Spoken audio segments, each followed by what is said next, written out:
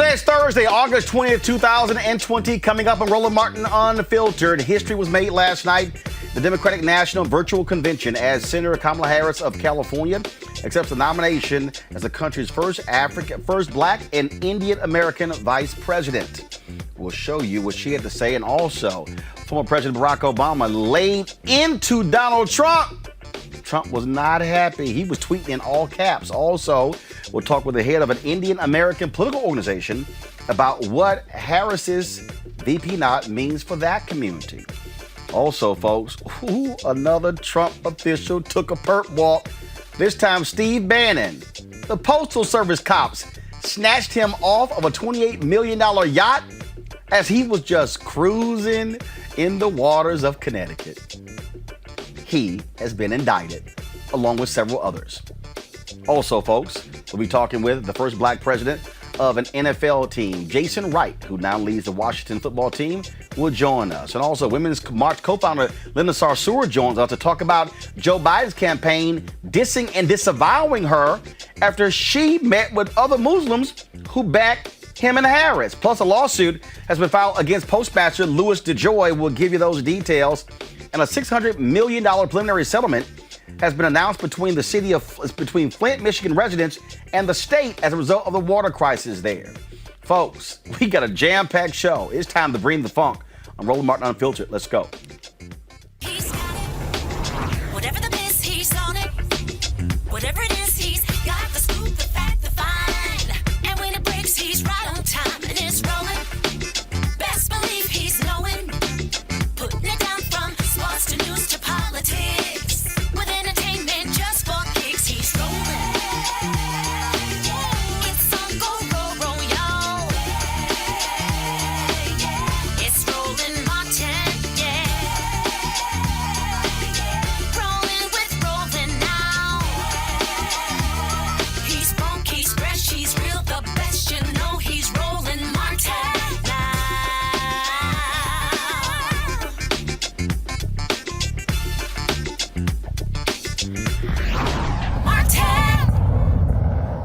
Big night last night as Senator Kamala Harris of California becomes the first Black woman to be the VP nominee on any major presidential ticket. Now, of course, there was a sister, Charlotta Ross, in 1930s, but when it comes to Democrats and Republicans, she is the first Black woman, first Indian American woman as well, Indian American candidate, period.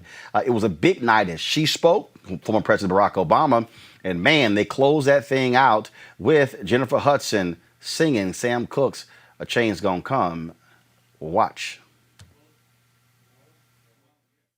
This week marks the 100th anniversary of the passage of the 19th Amendment, and we celebrate the women who fought for that right. Yet so many of the Black women who helped secure that victory were still prohibited from voting long after its ratification. But they were undeterred. Without fanfare or recognition, they organized and testified and rallied and marched and fought, not just for their vote, but for a seat at the table. These women and the generations that followed worked to make democracy and opportunity real in the lives of all of us who followed. They paved the way for the trailblazing leadership of Barack Obama and Hillary Clinton. And these women inspired us to pick up the torch and fight on. Women like Mary Church Terrell, Mary Cloyd Bethune, Fannie Lou Hamer, and Diane Nash, Constance Baker Motley, and the great Shirley Chisholm. We're not often taught their stories, but as Americans, we all stand on their shoulders. And at every step of the way, I've been guided by the words I spoke from the first time I stood in a courtroom. Kamala Harris, for the people. I have fought for children and survivors of sexual assault. I fought against transnational criminal organizations. I took on the biggest banks and helped take down one of the biggest for-profit colleges.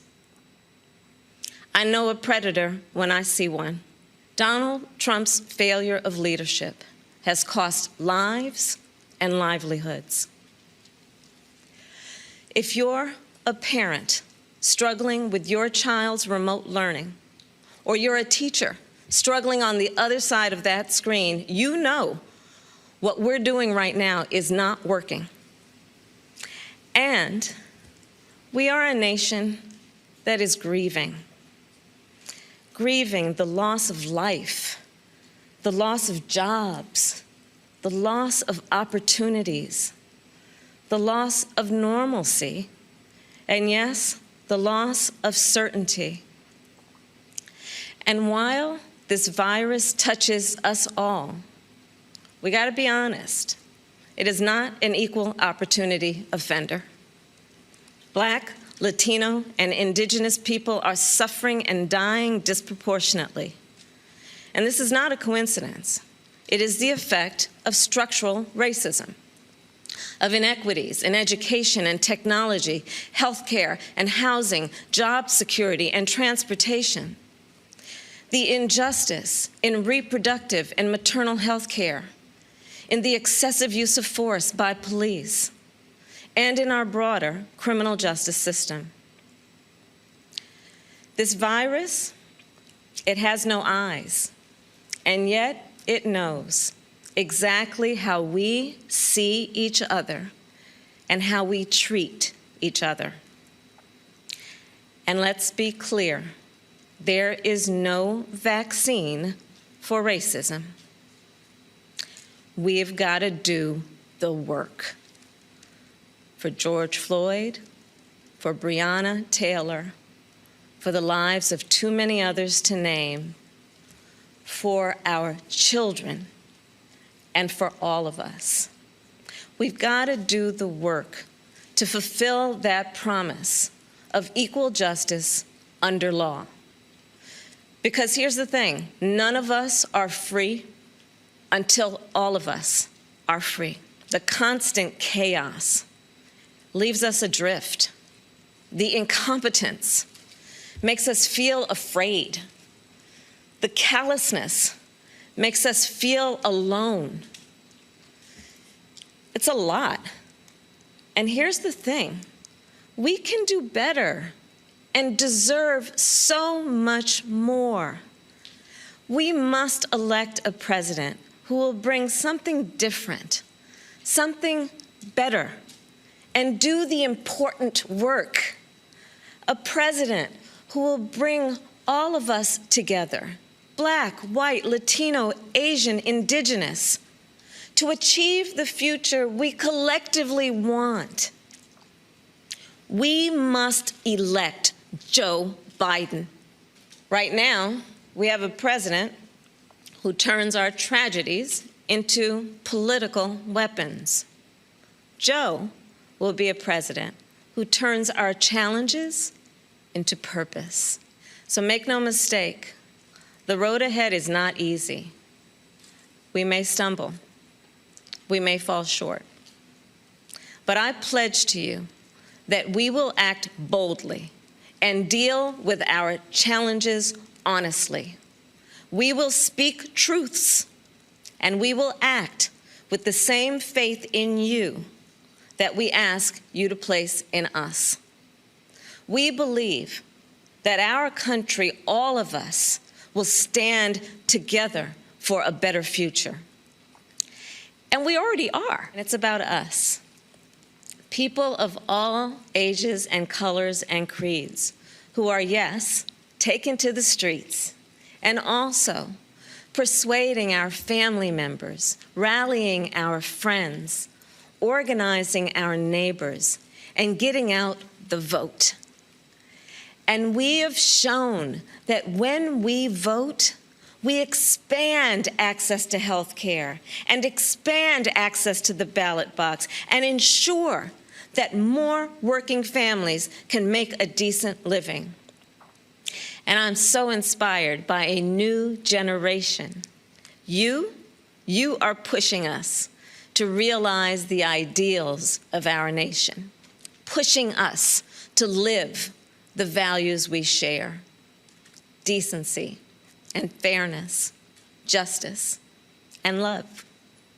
You are patriots who remind us that to love our country is to fight for the ideals of our country. In this election, we have a chance to change the course of history. We're all in this fight. You, me, and Joe. So let's fight with conviction. Let's fight with hope. Let's fight with confidence in ourselves and a commitment to each other, to the America we know is possible, the America we love.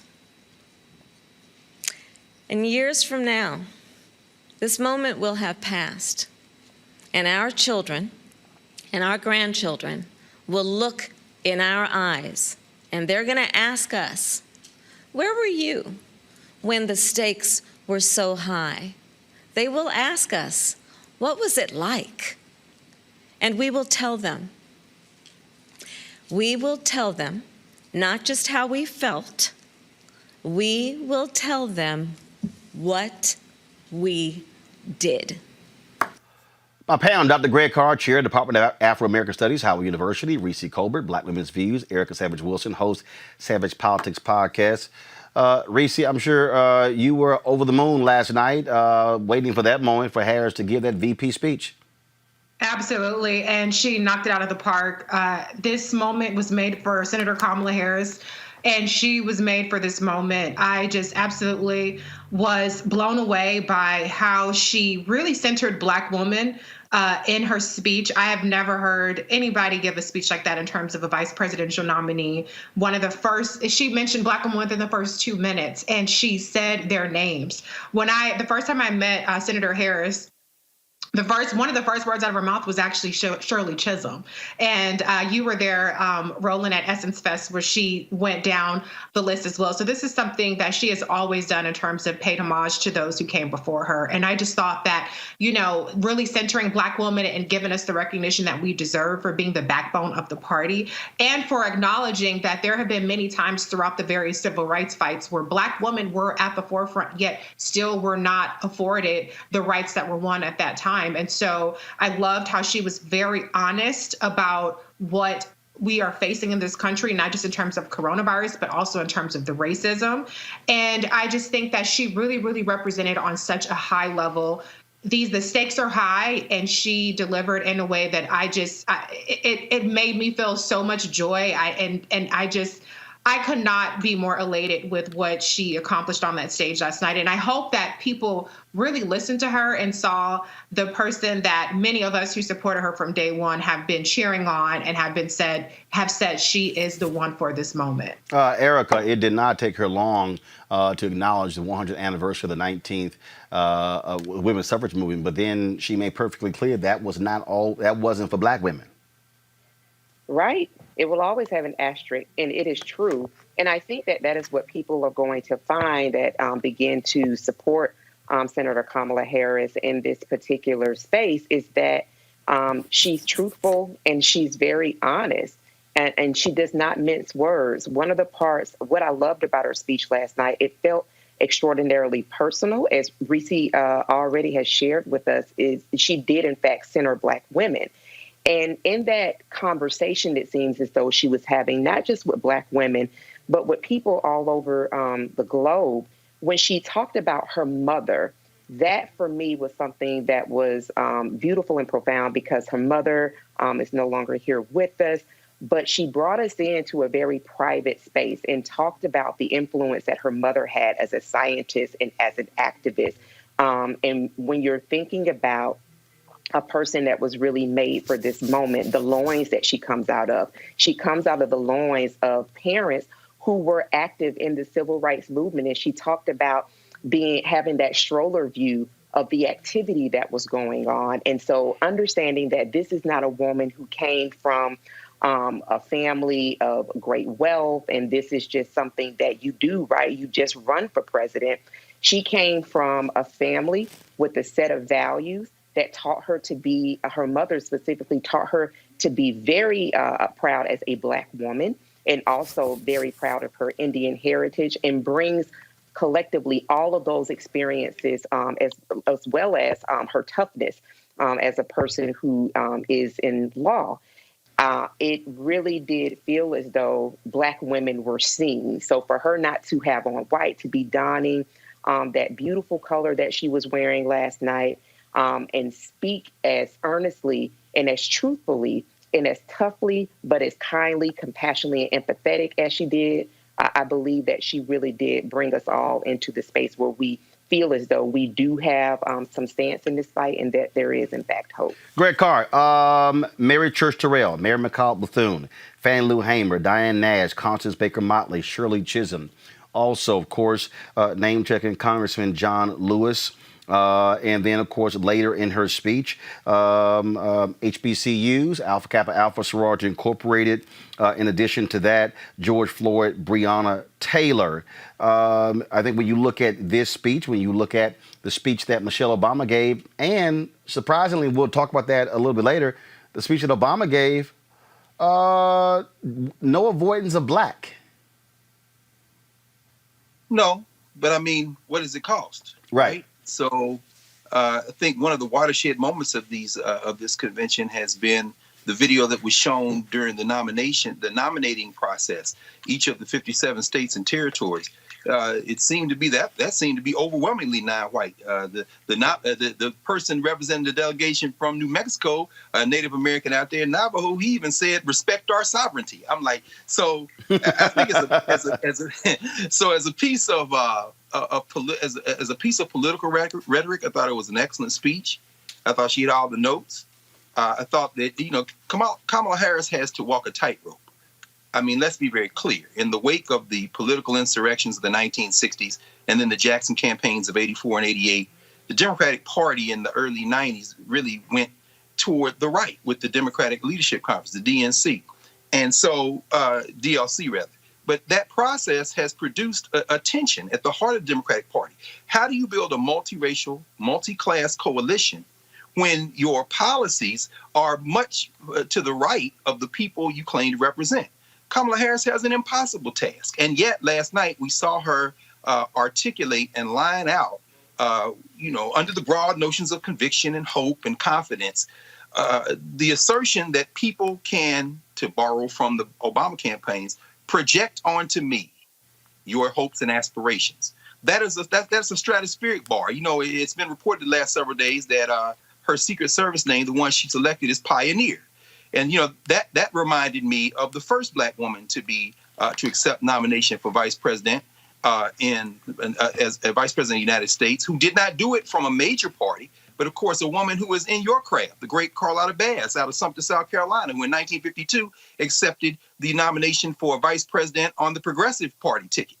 And it made me, I went back and reread that speech, and she talks in that first paragraph of her speech about being a pioneer and accepting that role. And what struck me was two things. One, the similarities between Carlotta Bass's speech in 1952 and Kamala Harris's speech in the year 2000, and also the distinctions between Carlotta Bass's speech, where she critiques American militarism abroad, she critiques hyper-capitalism, and Kamala Harris's speech last night, where she really does focus on healthcare and education and access and all these things, but has to do it while generating enthusiasm in a party that has already made commitments through Joe Biden, talking to corporate America, to say we're not going to do any new legislation to reel in Wall Street, who has already assured Silicon Valley that we're not going to go that far, and who in a moment, as you said, has assured people that he doesn't stand with Linda Sarsour. So, God bless Kamala Harris. God bless her, because why should a Black woman have to not only inherit all those burdens, but somehow entertain everybody's thoughts, particularly the thoughts of those people who were represented in that beautiful video that showed leading up to her speech, that showed all those beautiful sisters and all those folks from all over the country and indeed all over the world who are saying, we're projecting our hopes onto you. I do want to do this here. I want to, guys, play the Sarah Elizabeth Warren video. Folks were paying attention to her speech, but then others said, what's that in the background? Roll it, please. Today, America has the most COVID deaths in the world and an economic collapse. And both crises are falling hardest. All right, folks, you might no, go back. Y'all see that right over her left shoulder? BLM. That wasn't by accident, Reese. I'm so impressed. Can you tell my impressed face? Greg? Okay. Greg? Here's the problem. Here's the problem Democrats have. You raking in billions of dollars from your donors, and you want these Negroes who may get put out of their house tomorrow with rent eviction to vote for you. So I don't even know how you build that big a tent. So that BLM didn't bother me. What bothers me is whether or not they're going to have the courage to beat up on Donald Trump the way we need it. We're going to need to generate enthusiasm. And this convention, these last few days, I done seen more Republicans at the Democratic convention than I have at the Republican, than I will at the Republican one likely. And so it's all political theater. They're trying to play all the keys on the piano. Sometimes when you do that, you don't make a song at all. Well, the reality, Erica, that's what conventions are. And bottom line is they want to do all the check marks, hit all the notes. And look, they're all well-produced shows. That's what they are. But it's going to be quite interesting to see next week. I keep saying, I think the Republican Party, the Trump probably sent one of those emails out asking for actors to apply to even come near close to the amount of color we saw this week. But again, some folks were talking about that imagery that was in the background there in that classroom. That is just odd, particularly when you're looking at the type of classroom, which seemed to be a kindergarten classroom. I mean, that definitely was a stunt. It was theater. But, when we're moving past that and we're looking at kind of like where we are in the country and what's needed the Democratic Party is a big tent party. And there are a lot of people that really do lean into the party because they feel that it is more malleable than the Republican Party. Because think about it like this. Republicans have a very easy job.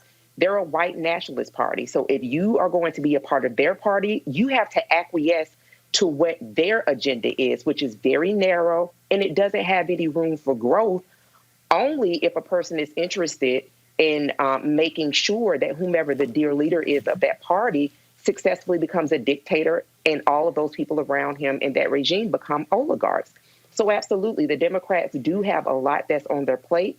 But when we think about what actually the citizenry actually depends on, and those individuals that group themselves into a particular party that is about ensuring that people do have the right to vote, Fair Housing Act. When we think about all of those big pieces of legislation, we think about the Democratic Party. And I think that overwhelmingly what this convention was about, even though it is the DNC convention, was actually about unity. And, whatever cynicism that may be met with, we are at a place where for everybody who doesn't have a passport, for those folks, which that is a small percentage here in the United States, for those people who don't have another country that they can drop to, that this is what we have to work with. And there's some people that they don't have a cushion to not vote, so to speak. So the Democrats are really making this work. They're really bringing in a whole host of voices for all of those that are listening to say, and bottom line has been echoed throughout each night. This is about either continuing forward and doing what we can do with what we have with the semblance of democracy, or giving it over to the dictator and the oligarchs completely. All right, folks, in President Barack Obama's speech, I call this, look, he's not going to be an angry guy, but there was like this smoldering thing happening where at one point, I swear he was damn near about to shed a tear because he was kind of pissed off. Roll it, please. I'm in Philadelphia, where our Constitution was drafted and signed. It wasn't a perfect document. It allowed for the inhumanity of slavery and failed to guarantee women, and even men who didn't own property, the right to participate in the political process. But embedded in this document was a North Star that would guide future generations. A system of representative government, a democracy, through which we could better realize our highest ideals. Through civil war and bitter struggles, we improved this Constitution to include the voices of those who'd once been left out. And gradually, we made this country more just and more equal and more free. I have sat in the Oval Office with both of the men who are running for president. I never expected that my successor would embrace my vision or continue my policies. I did hope, for the sake of our country, that Donald Trump might show some interest in taking the job seriously, that he might come to feel the weight of the office and discover some reverence for the democracy that had been placed in his care. But he never did. For close to 4 years now, he has shown no interest in putting in the work, no interest in finding common ground, no interest in using the awesome power of his office to help anyone but himself and his friends. No interest in treating the presidency as anything but one more reality show that he can use to get the attention he craves. Donald Trump hasn't grown into the job because he can't. For 8 years, Joe was the last one in the room whenever I faced a big decision. He made me a better president, and he's got the character and the experience to make us a better country. And in my friend Kamala Harris, he's chosen an ideal partner who is more than prepared for the job. Someone who knows what it's like to overcome barriers and who's made a career fighting to help others live out their own American dream. But more than anything, what I know about Joe, what I know about Kamala, is that they actually care about every American, and that they care deeply about this democracy. They believe that in a democracy, the right to vote is sacred, and we should be making it easier for people to cast their ballots, not harder. They believe that no one, including the president, is above the law, and that no public official, including the president, should use their office to enrich themselves or their supporters. Look, I understand why a lot of Americans are down on government. The way the rules have been set up and abused in Congress make it easier for special interests to stop progress than to make progress. Believe me, I know it. I understand why a white factory worker who's seen his wages cut or his job shipped overseas might feel like the government no longer looks out for him, and why a black mom might feel like it never looked out for her at all.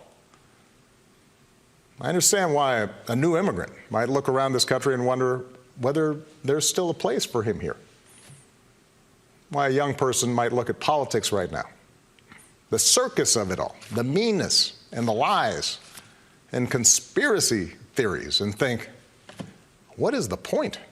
And we cannot let that happen.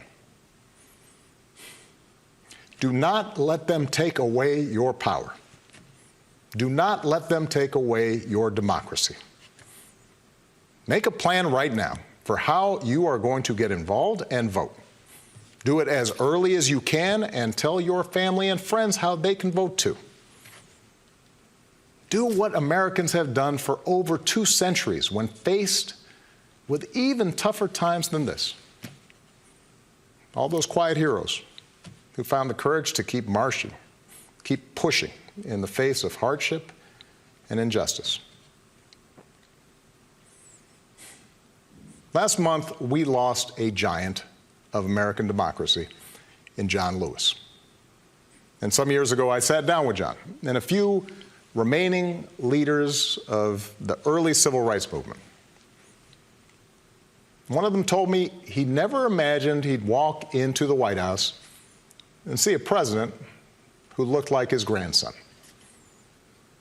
And then he told me that he had looked it up. And it turned out that on the very day that I was born, he was marching into a jail cell, trying to end Jim Crow segregation in the South. What we do echoes through generations. whatever our backgrounds. We are all the children of Americans who fought the good fight. Great-grandparents working in fire traps and sweatshops without rights or representation. Farmers losing their dreams to dust. Irish and Italians and Asians and Latinos told, go back where you come from. Jews and Catholics, Muslims and Sikhs made to feel suspect for the way they worshiped. Black Americans chained and whipped and hanged, spit on for trying to sit at lunch counters, beaten for trying to vote. If anyone had a right to believe that this democracy did not work and could not work, it was those Americans, our ancestors. They were on the receiving end of a democracy that had fallen short all their lives. They knew how far the daily reality of America strayed from the myth. And yet, instead of giving up, they joined together. And they said, somehow, some way, we are going to make this work. We are going to bring those words in our founding documents to life. Greg, again, it's not going to be fire and brimstone.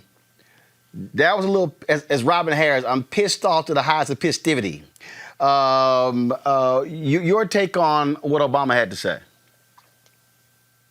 Well, brother, as my friend, the great Ethiopian filmmaker Haile Green often says, black folks feel like they can't slay the dragon, they go into fantasy. I understand why President Obama could get emotional, because he has banked everything, as have so many, on aspiration. But the simple fact of the matter is Donald Trump stole the election in 2016. And to be there at the Constitution Center, I was there at outside the Constitution Center that day he gave that speech on race, where he threw Jeremiah Wright under the bus.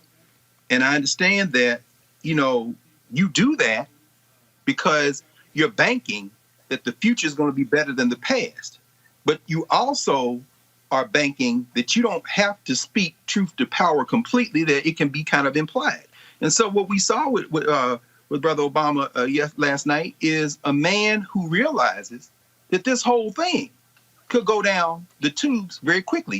Again, I think about the fact that, what Gil Scott Heron say in 1974 in Winter America, the Constitution, a noble piece of paper with free society, struggled, but it died in vain. And again, I encourage everybody to go back and read Carlotta Bass's acceptance speech from 1952, because she says, for 40 years, I've been the editor of the largest Negro newspaper in the West, and, of course, the first black woman to edit a daily newspaper, the California Eagle. She says, I have stood on a watchtower and watched the rising tide of race hatred and bigotry and watched this country move against anybody who believed the Constitution was something more than a yellow piece of paper trapped in a glass at the archives. She said, when you think about this project, you have got to speak to truth to power in the moment you have it. Barack Obama became president of the United States in part because he was able to sync the politics of personification with the politics of policy. And what we have reached now, we've reached a moment in society where we are at the notion of personification politics. So Joe's a good guy. We got to vote for Joe because he stood up. And then people are going to respond with, well, what about the crime bill? In other words, let's try to make the person as perfect as we can. That is a huge mistake, because we must talk about policy politics. Because if you overburden this guy, Joe Biden, who already looks almost like a mummy, then you're going to rise and fall with every gaffe, with every stumble.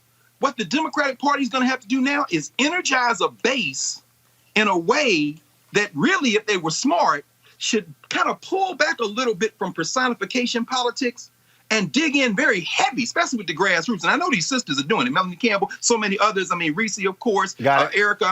They're meeting them. But we got to move on policy now, almost as if we don't care who the presidential nominee is. I'm just afraid if we don't do that, we could be on the verge of, which is why he kind of teared up, the collapse of this project, brother. Reese, when you, he normally does not name check Donald Trump. He did this time. Yes, he did. I wish that he would have name checked the Republicans, because they really got off easy. I mean, he kind of made more vague references to like Congress and a little both sidesism to me. But I do think that I appreciated that President Obama kind of backed away from some of his more aspirational kind of kumbaya talk and really laid bare a lot of the challenges that we are facing, because I think we aren't really in the mood for kind of people blowing smoke up our ass in terms of what's really capable. I think we really do need to hear some of these harder messages. And I think that he did deliver on that. And I really appreciated his line in particular about how if anybody had a reason to, be discouraged or not really, to not believe in the power of what this democracy could be, it is our ancestors. And yet they definitely pushed forward and blaze the trail for us here today so that we can sit on social media and impose these purity tests and litmus tests and, say things about why we're not going to vote for X, Y, and Z. But I do agree with Dr. Carr's point about policy. And I do think that, unfortunately, there is a lot of personality politics, but the one good thing is there is a lot of policy that is appealing if we ever get to the point of talking about policy. Erica, your comment before I go to my next guest. Go. Yeah, I agree with Dr. Carr and Reese said, particularly about that policy piece. And when we kind of look at where we are right now, we're really in the ninth inning, and so where this energizing has to be, hopefully, I think the point was made with all of the speakers that it also requires an involved citizenry, right? So then we have to be responsible to the people that we elect. So I think as we move forward, I hope that the Democrats do, in fact, keep this energy so that they'll have space for those engaged policy conversations going forward. All right, folks. Let's now move to history that was made when former NFL player Jason Wright was announced as the first president of an NFL team, the Washington football team. This, of course, you would think after Fritz Pollard, you would think after so many Art Shell, first black head coaches. Both of those alpha. And yeah, I'm shouting out Jason because he's also an alpha. But some things just are consistent, right, Greg Carr? Sir, 06. Let's bring up Jason right now. Jason, how you doing? I'm doing great. Thanks for having me, brother. It is glad to see you. I saw something the other day, and it was you had this great comment where you said, hey, if there's some white guy out there who played in the league and then who went to get his MBA and became top at McKinsey and then all these things who I passed by, I'm sorry. And that's what it always amazes me when people somehow think that folks like you are some unicorn, when in fact, let's just be honest. There were a lot of African Americans long before you who could have been president of NFL teams. And people, just like there are a lot of black folks who could have been president before Barack Obama, who could have run Fortune 500 companies. But the reality is folks did not give them the shot. Yeah, I'm not necessarily an exception to black talent. I'm more representative, I think, of what black talent offers in corporate America and in general, and I think that's the point you're making. And to your point, at first I sort of didn't want to embrace the historicity of the moment because I wanted to get to work and show people what we could do. But I do think it's important to do and acknowledge because of the folks that did come before, to your point. Kevin Warren, who was the COO of the Vikings for many, many years, basically did the role I'm doing, but just without the title. And so, people have, trodden this road that I happen to waltz down at this moment. And so it's important to acknowledge and celebrate in honor of those folks. And it's also important to deal with it because what it also does, it shines a light on the other teams. It shines a light on the history. I mean, it was this weekend. I own the DVD, but I just happened to be watching cable, and I stumbled across on two different occasions the movie The Express. He had the first brother to win the Heisman Trophy, and to watch this movie after the announcement was made regarding you, and where the owner of the Washington football team made it perfectly clear he might have been the best college player in the country, but he was not going to play for this team because he was black. Mm-hmm. Yeah, I mean, you could look at any industry like that, and if you take a historical lens, that story and that narrative exists everywhere. And it's a good point to acknowledge moments like this in light of that. And what I like about this moment, too, especially being a former player and being inspired by having a black head coach in Romeo Crennel and being inspired by having a black GM in Rod Graves, it does open the aperture for folks like me to see that black talent is both welcome and can excel outside of the lines of the football field, and also for that to be a signal to others that that's available as well. But still 70+% guys in the league are black. And so I think more representation outside of that gives multiple pathways and just changes the way people look at athletes, their talent, and their capability, especially intellectually. Also, I think what it does is it also, to those same athletes, because the reality is, out of all the major professional sports, an NFL career is the shortest out of all of them. Right. And that when there are opportunities provided for players after their playing days are over, and not just sort of the development person whose job is to just talk to guys and just to be able to counsel them, but the real substance of this $10 to $15 billion enterprise. When we talk about the NFL, we are talking about a major corporation. We're not talking about just, no, this is a major corporation.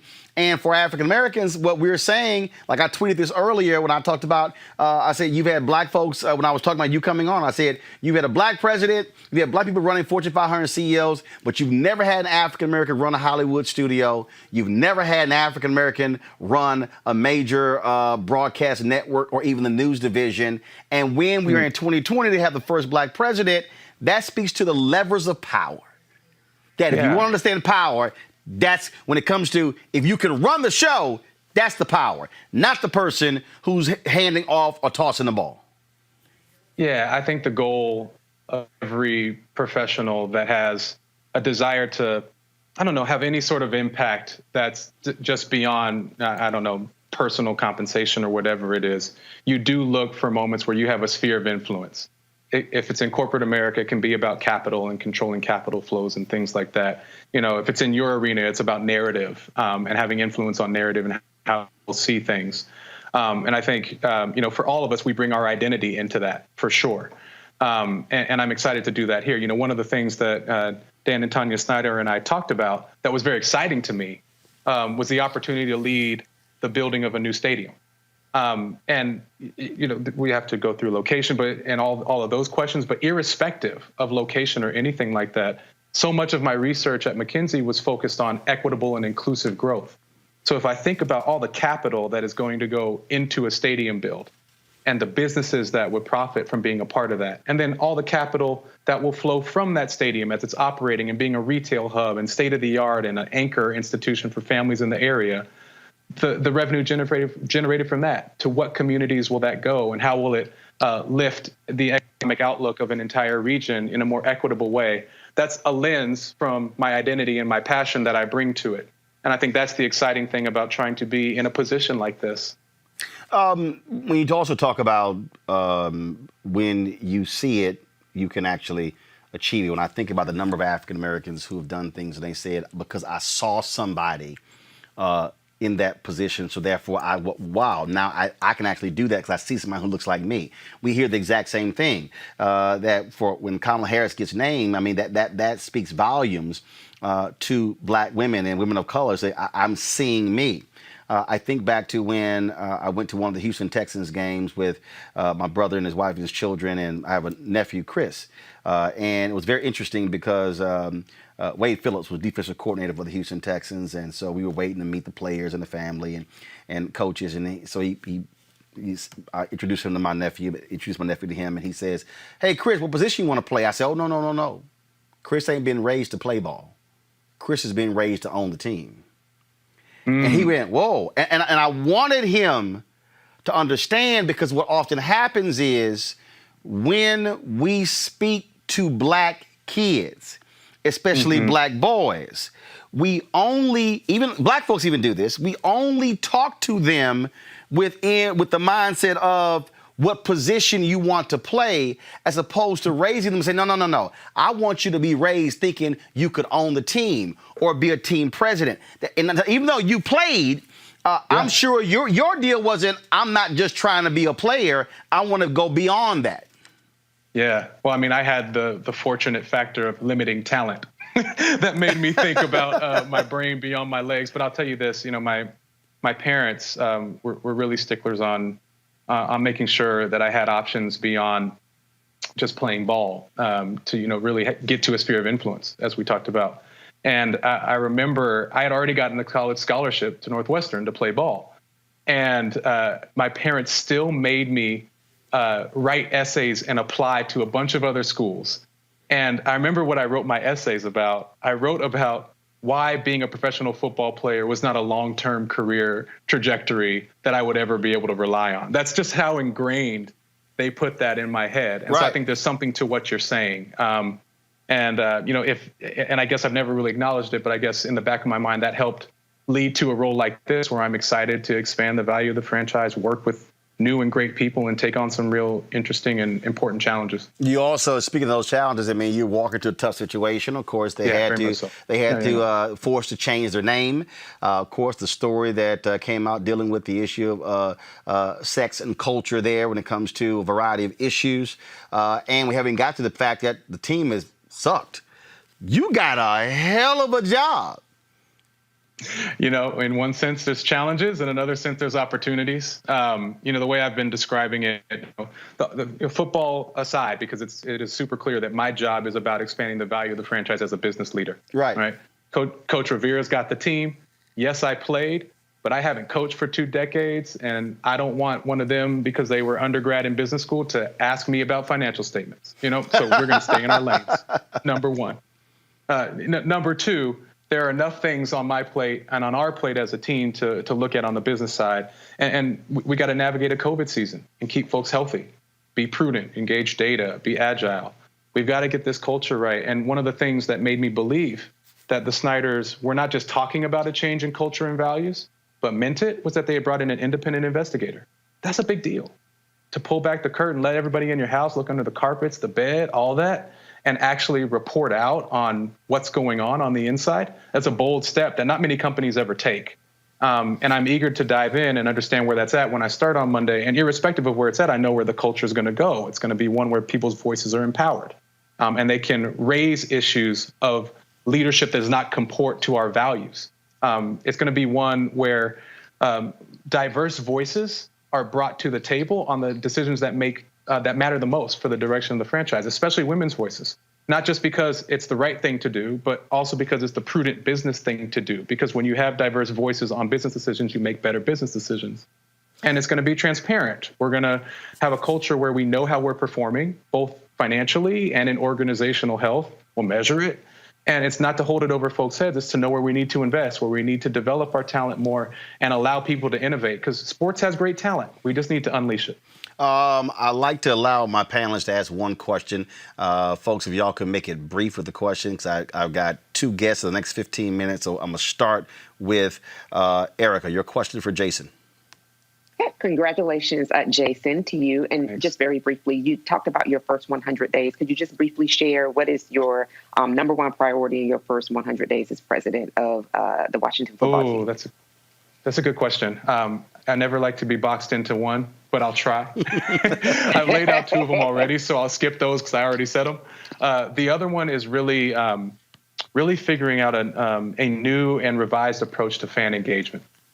I think what I've learned over the last few days, being exposed to our fans in a new way, being announced and exposed to our fans in a new way, this is a deeply passionate fan base, and they are emotionally invested in this team. And those emotions are in a wide range right now because this is a big time of transition, and transition is hard for folks, Yeah. And so I think I've become very aware of helping our fans, not because there's anything I can do to make them happier in this moment or to help them immediately get through things, but I can listen and I can be present and I can be visible.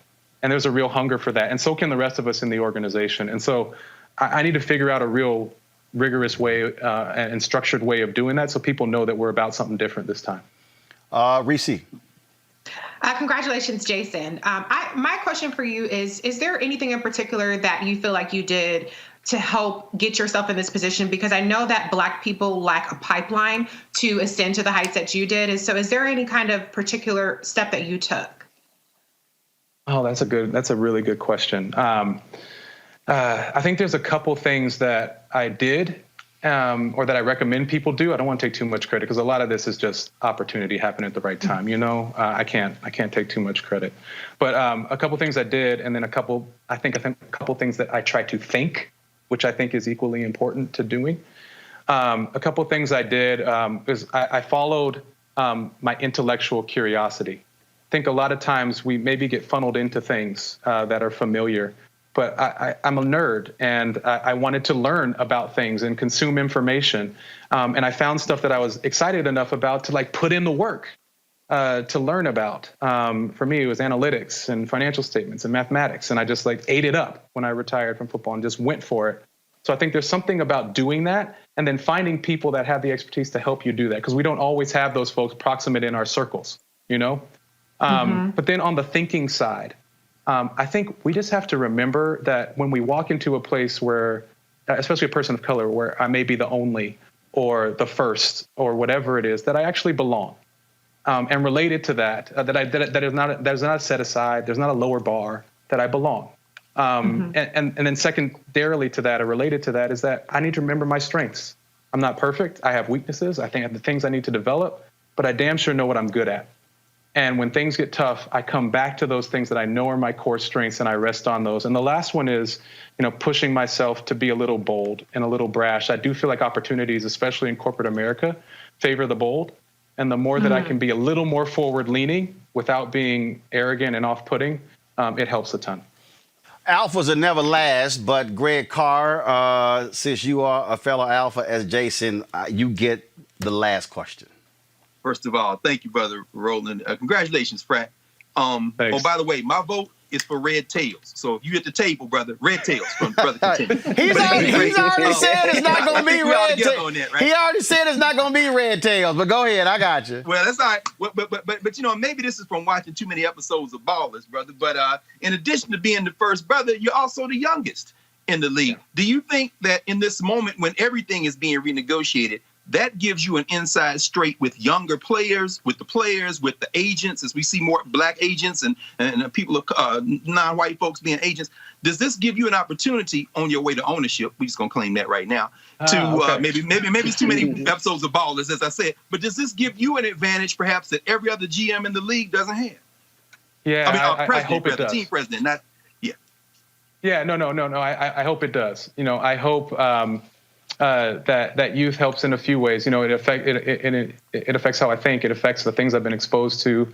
I do think there's an ability to connect to the player experience that is not necessarily important for running the team, because Coach Rivera's got the team. But as we think about how that's incorporated into the brand and how we engage players and alumni and bring them into the way that we engage fans and redesign the fan experience, I think it will help. And I do think there's a little bit of proximity to pop culture, whatever you want to call it, that will help us be really innovative and maybe a bit disruptive with the ideas that we bring to the table around redesigning the fan experience and things like that. So I hope it helps. But I also really value the sage expertise that exists in the organization that I want to preserve, because we need that dynamic of all of these things coming together. You don't need some wild ass young guy's idea that isn't rooted in the pragmatics and practicality of someone who's been in the industry for 30 years and knows what works, in peer-to-peer marketing or working with sponsors. So I think I'm looking to bring what I am,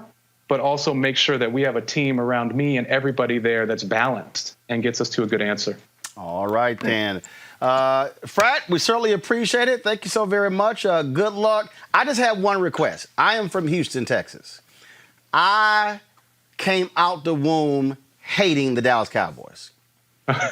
Henry claimed everybody, he a big time, my production guy, big time Dallas Cowboys fan. I just have one request. You understand? I hate the Cowboys more than I hate the Klan. So I just have one request. I need y'all to beat their ass twice a year. That's all. I mean, y'all, look, I know you want to win. Y'all can lose the other 14, 15 games.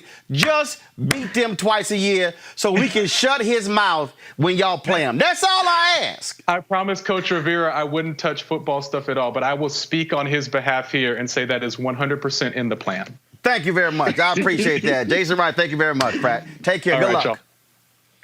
All right, folks, got to go to a break. When we come back, Linda Sarsour will join us.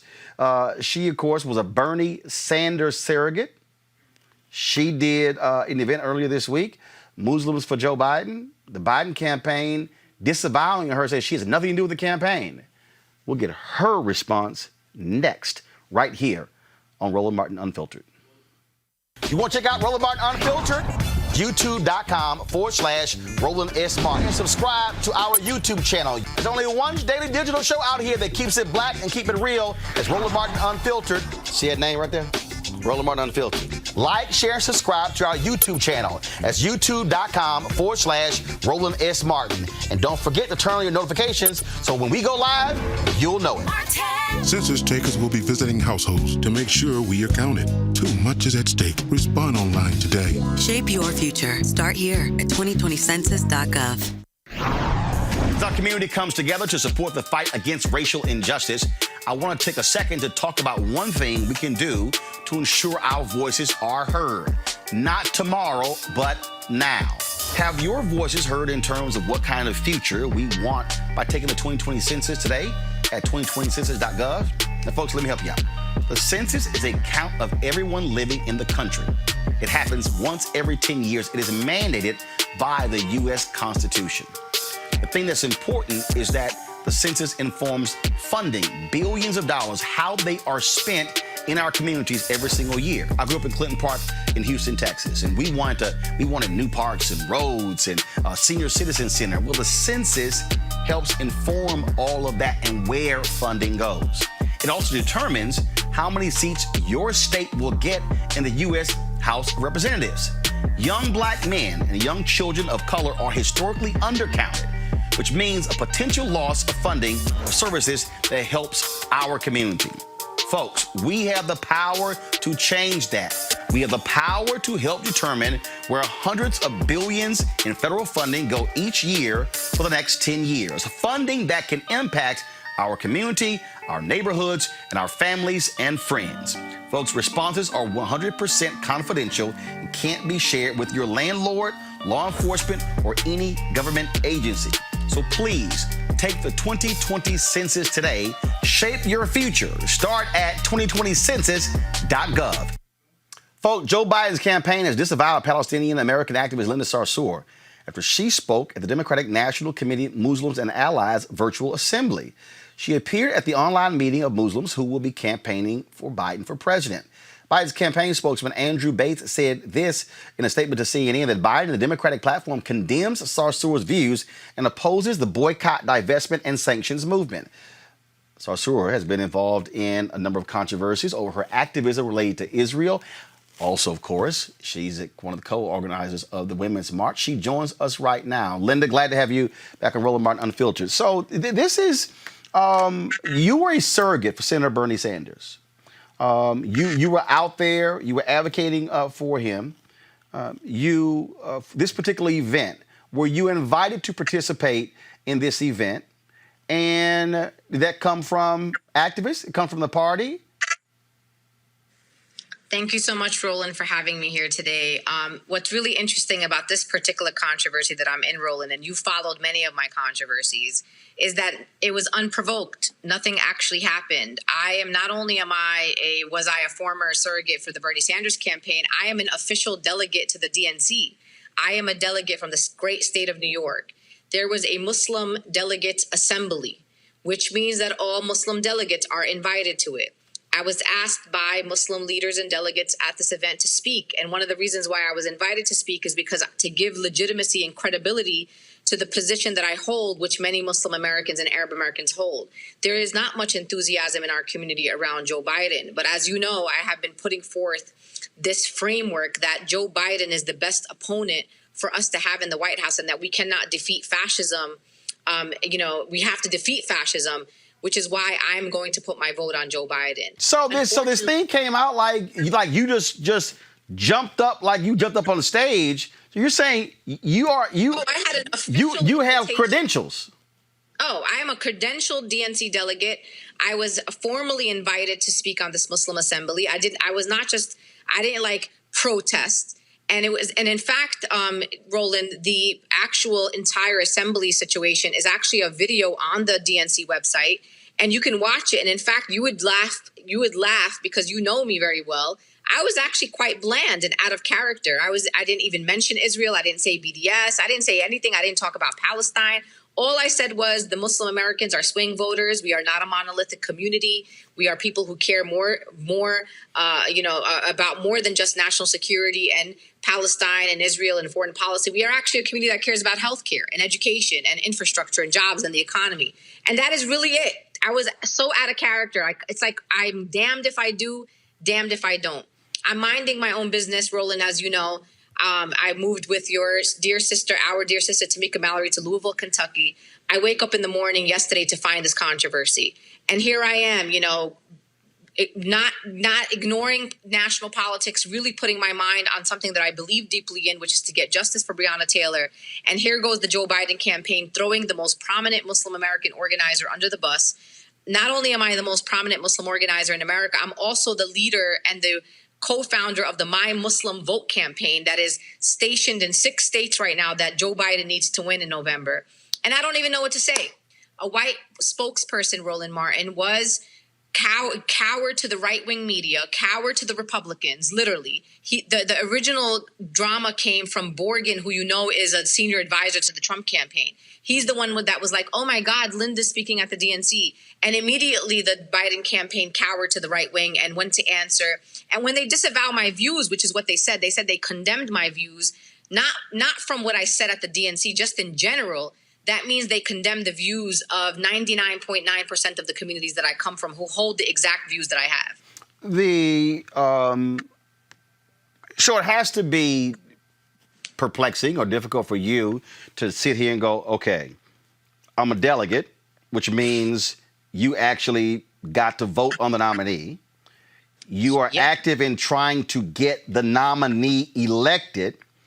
And his campaign is like, hell no, we want nothing to do with you at all. And my views, they want nothing to do with my views, which means those views are not welcomed in the Democratic Party, which by default means that my whole community is not welcomed in the Democratic Party because the views that I hold, Roland, are mainstream in the communities that I come from. When your critics call you anti-Semitic, when they say you're racist, when they say you're a bigot, when they say you hate Israel, how do you respond? My track record, Roland, is very clear. I have been working with Jewish American communities for the last 2 decades. They all have come out. Many of them have come out in solidarity each time that I've been attacked for being anti-Semitic. The bottom line is what I am is a Palestinian American. What I am is someone who challenges the narrative around the state of Israel. I am someone, Roland, who is going to be unapologetic about who I am, just as Roland is unapologetically Black. I do not have to change who I am, change my views to appease anyone. And I don't actually require anybody else to do the same. So when I'm being called anti-Semitic, it's actually quite antithetical to everything that I am. And you know me very well. I'm a person where there is an injustice, that is where I am. I have raised money for desecrated Jewish cemeteries. I have stood in solidarity with Jewish communities. I have organized, in solidarity with Black people, with undocumented people, with LGBTQIA people. Wherever there is a fight, Roland, that is where I am. So you cannot claim something that does not match my character, does not match my work, my track record, literally my everyday. And everyone who knows me, Roland, knows exactly who I am and what I stand for. And I'm not going to cower. And the bottom line is, and you know this, I have never been an ambassador to the Democratic Party. I was never an ambassador for the Joe Biden campaign. I never worked for the Joe Biden campaign, nor do I want to work for it, nor do I want to ever have a job in the administration. I am trying to help defeat fascism. And if the Biden campaign doesn't understand why my voice is important, not only do I bring Arab American and Muslim voters to the table from states like Michigan, which we have to win in order to win this general election, I also bring progressives to the table. I bring Bernie supporters to the table. I am very well respected in the progressive movement. So if you want to throw under the bus one of the most prominent women organizers in the country, you do that, and you're going to have to lay in the bed that you made. The last thing that I'll say about this, in this segment, Roland, is that while I was watching the women's tribute, I don't know if you watched it yesterday. I did. Listen, forget Linda. Put me to the side, right? Make believe that nothing ever happened to me and I'm great. Did you notice, Roland, that they were showing footage of all these women who won office, their victory speeches, these really emotional moments? Did you notice that two of the most prominent politicians in America, which are Congresswoman Rashida Tlaib and Congressman Ilhan Omar, were nowhere to be found? So you wanted to show us everyone else that made history, but you left out the two Muslim women. You left out the Palestinian women. Then you want to disavow me, and then you show footage of the Women's March on Washington, and you, in fact, show my photo, like I'm in the video. So how does that make sense, Roland? How do you use my labor to act as if the Women's March somehow was connected to the Democratic Party, which it was not? Never been funded by the Democratic Party or sponsored by the Democratic Party. And then you literally delete and erase two of the most prominent politicians who come from these communities, also representing Midwestern states. Rashida's from Michigan, Ilhan's from Minnesota, and you need to win both those states in order to go to the White House. And on top of that, there is not one single Muslim American on top in the entire main stage. You will not see a Muslim American in the main stage of the DNC. Why is that, Roland? Why are we a community directly targeted by Trump? The bigotry that we've experienced as Muslim Americans in the last 20 years, especially during the last 2016 campaign into now. And for some reason, this particular brand of the party and the Biden campaign have erased us, like we don't exist. Okay, then I don't know how you're going to ask me for my vote if I don't exist, if my community doesn't exist. But before I go to my panel with their questions, I do have to ask you this, and that is, and a lot of people did not realize this, but in 2000, George W. Bush was very aggressive in courting Muslim voters. Grover Norquist played a huge role in organizing that. Bush raised money from Muslims. He got a significant number of their votes. You made the point that Muslim voters are swing voters. Fact of the matter is, the fastest growing segment among Muslims in America are African Americans. Absolutely. So with this whole deal here, do you believe that the Biden campaign is potentially turning off Muslim voters and now saying, okay, are we not going to examine every single one of you and what you support and who you backed before? Oh, it's not maybe. It already happened. I mean, every major Arab American and Muslim American organization has sent out letters publicly and privately to the Biden campaign at this moment. There are conversations happening in the campaign. When you say to someone, if I say to you, Roland, that I condemn all of your views and you carry views that 99% of the people in your community hold, that means we're all not welcomed. And so my community right now is absolutely enraged. They are outraged right now. And what they're asking for from the Biden campaign is a retraction. They're asking for an apology, and they have to commit to a big tent party where we have the understanding that unity is not uniformity, and that the reason what makes us different than the Republican Party is we are not monolithic, and there is no way that we can have a party where we are all going to agree. And if my views and the views of my community are not welcomed in the Democratic Party is not going to be a successful party. Muslim Americans are swing voters in Michigan, in Pennsylvania, in Virginia, in Florida, and in Texas, and in Minnesota. Ilhan Omar represents the city of Minneapolis.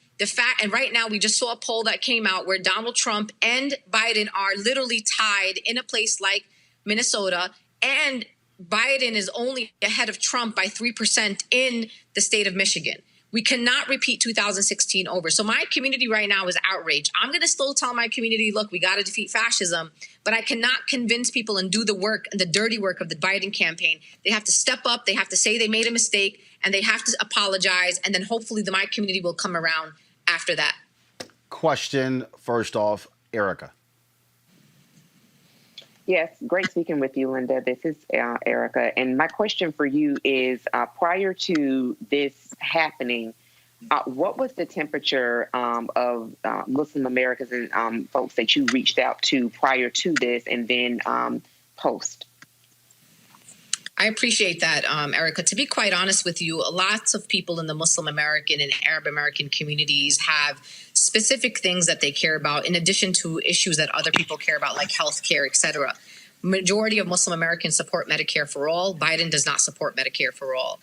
A majority of Muslim Americans want to abolish agencies like ICE, which were created after 9/11, really to target Muslims and those that were perceived to be terrorist threats. And they want to abolish ICE. Biden does not support that.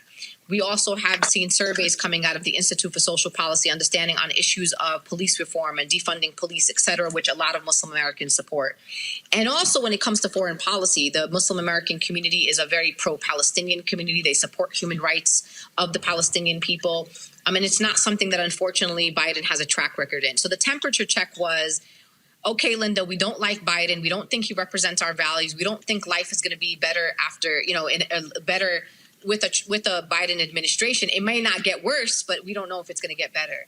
And my framing that I have been able to bring people along, people have shared my videos. I have been on local, Muslim media, blogging, where I've said to people, but let's make a decision here. What if we say that we want Biden to be our opponent in the White House? And people literally, Erica, were going along with my argument, saying that Biden would be our opponent. We would build a movement under him. We would push him to do what better and do better. And now they're like, if we can't hold the Biden campaign accountable when he's the candidate and we can't even get some respect candidate, how are we going to get respect and hold him accountable when he's the actual president of the United States of America? And to be honest, Erica, I don't actually have an answer to those people in my community at this particular moment. Reese.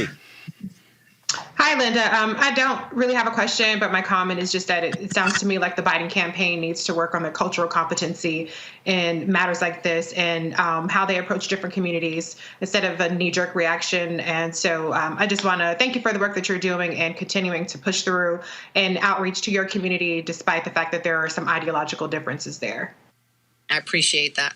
And I think just so folks understand, Roland, is that the man who's the director of rapid response is a white man. And I don't use that necessarily in a derogatory way, but to your point about cultural competency is that, trust me when I tell you, if it was a black woman or a person of color that was there, they would not have a knee-jerk reaction that would require them to throw a Muslim American woman in hijab, who's Palestinian, who's part of the larger movements that we need to win this election, under the bus. Someone of color who had the expertise would have been more strategic, more logical. And the real thing that I wanted them to do, just to be clear, I don't need the Biden campaign to agree with our community, to agree on our issues. What I would have said if I was the director of rapid response and asked the question about Linda Sarsour participating in the DNC, my answer would have been, to be clear, Linda is a DNC delegate from the great state of New York. And while we do not agree with Linda and on these issues, the Democratic Party is a big tent, and we welcome people to have spirited debate because that is what makes democracy great. That's all. They could have said they disagreed with me. They could have said they disagreed on the issue of BDS, on the issue of Palestine, Israel, and that would have been totally fine with me. I would have been totally fine because I already know that. I am not naive to think that the Biden campaign actually agrees with me on probably 90% of the things that I believe. The fact that they thought that the knee-jerk reaction was to throw important swing voters under the bus, a marginalized community that has been quite even more marginalized in the last 20 years and more so under the Trump administration. The first executive order, Roland, you remember I was on your show about this. The first executive order put forth by the Trump administration was the Muslim ban. Right. That was the first piece of paper that he signed. So the fact that we are going to throw the entire Muslim American community and Arab American Palestinian communities by saying we condemn these views in our party. First of all, it's not true because a majority of Democrats have moved exponentially on the issue of Israel-Palestine. And they have also, many in the Democratic Socialists and a lot in the progressive wing of the party have embraced the boycott, divestment, sanctions movement as a nonviolent movement to resist the human rights violations that the state of Israel commits against Palestinians. So the Democratic Party needs to catch up with us. I'm not trying to catch up with the Democratic Party because they're 20 years behind me. And so the question is, can they do that in a very short period of time so we could win this damn election and defeat this damn fascist in the White House? Greg Carr. Thank you, Roland. And thank you, Sister Linda, particularly in this moment for relocating to Louisville, you and Sister Tamika. My young brother, Sean Ali Waddell, who's down there, who's a Howard student. I know he's been down there with y'all. He's telling me he loved it so much. And I saw Nick came down last week with you all, Nick Cannon. So thank you on behalf of all of us who are fighting for freedom. I'm going to try to talk and ask you this question as if there are no cameras. So we know there's a different conversation when cameras, right? But pragmatically, this fear-driven Democratic Party still trying to chase those 3 imaginary Trump voters. Whatever you do, whatever you do, they're going to hang the Muslims, hang the black, hang everybody on them anyway. So, and I love the way you frame this. He's the best opponent to have in the White House. When they don't roll it back, because it looks like they really are trying to replicate 2016.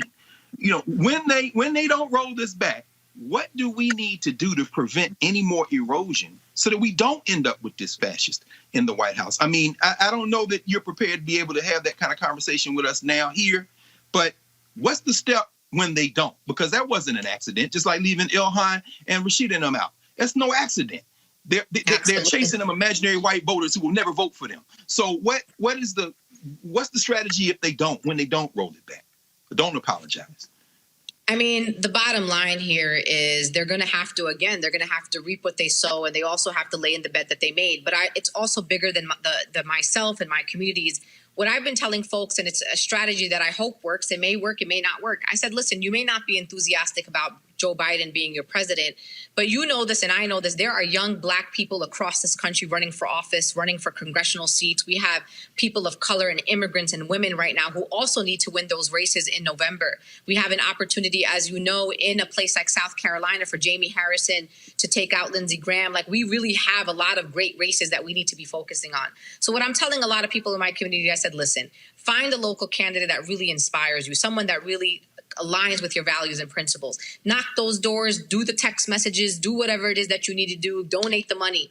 And what I hope happens is that it trickles from the bottom up. If we can get higher voter turnout around some of these candidacies in these important swing states, that may mean that when you go to the polls, we hope that people are voting up and down the ballot. So not only do they vote for the candidate that they love, but they're also saying, well, my candidate is on this party line. Maybe I should just go up and down the ballot, which is what I'm saying to people. That is one strategy that I'm holding. I don't know if it's going to work. I do think that the Biden administration has to apologize to Muslim and Arab American communities, only because, number one, it's the right thing to do, but also because we are swing voters. Like the state of Michigan, Roland knows this very well. It's home to the highest concentration of Muslim American voters in the entire country. We have large populations in California, in New York, and they are more than the one in Michigan, but Michigan is the most highly concentrated. You cannot win an election without Michigan. You don't need New York. You don't need California. You cannot win a race without Minnesota. You can't win a race without Virginia and Pennsylvania and North Carolina and Florida. And this is where our community is concentrated. We are a very diverse community. People in my community don't look just like me. We are South Asian. We are Arab American, Southeast Asian. We're African American. We are African immigrants. We are literally represent the globe. And the campaign just snubbed us. And so the question is, are we a community that is only about acceptance, or are we also about respect? We have self-respect. And our community right now is waiting, and they have been demanding. They wrote public letters. The campaign knows how outraged our community leaders are right now. And these are the people that are supposed to move the people. And as a leader of the My Muslim Vote campaign, it's going to be I was already an uphill battle, and the mountain was already high for me to climb.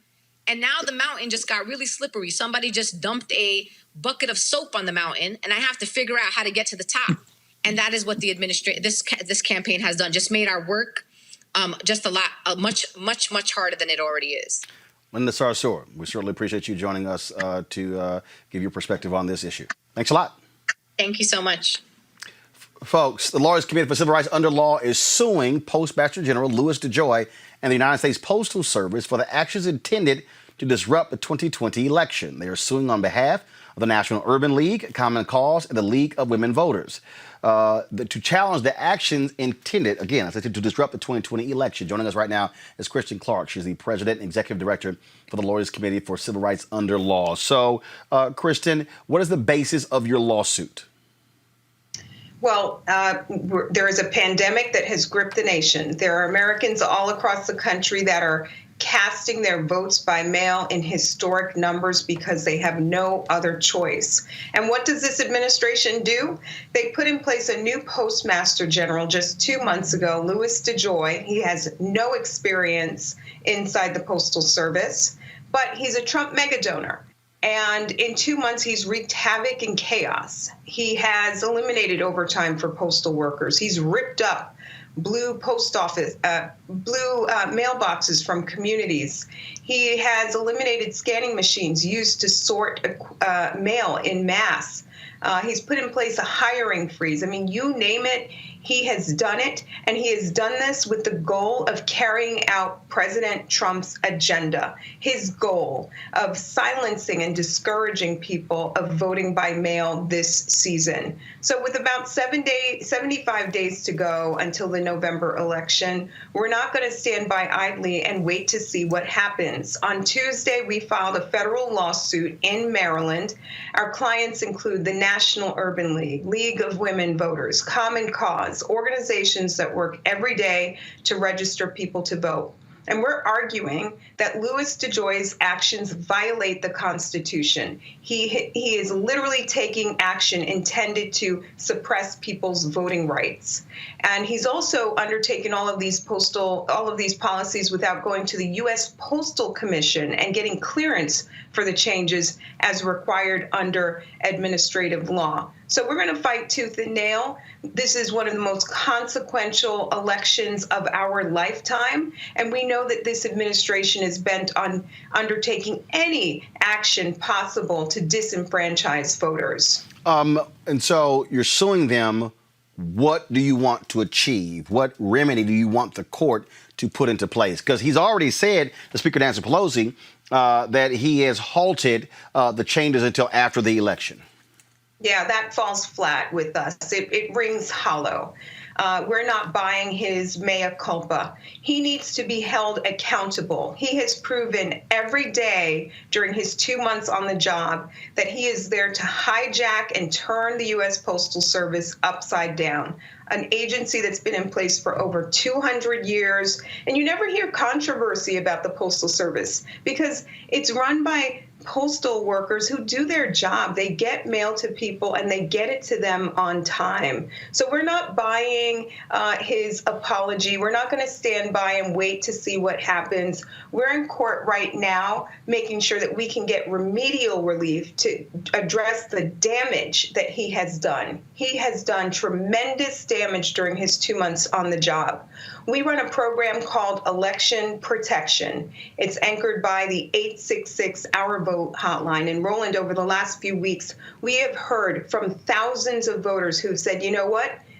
I requested my absentee ballot weeks ago and it hasn't gotten here. It's election day. What should I do? And we're getting ready for the general election where we know that there are going to be historic numbers of people who are turning out. So we're not going to stand by. We need to get the U.S. Postal Service back on track, back to the status quo, and it's going to take work for him to correct the damage that he has done. All right, then. Kristen Clark, Lawyers Committee for Civil Rights Under Law. We appreciate it. Thanks a lot. Thanks for having me. Greg Carr, these lawsuits are important. This is also why I often, when Kristen is on, I tell people why we have to support the Lawyers Committee for Civil Rights Under Law. You have other legal civil rights organizations.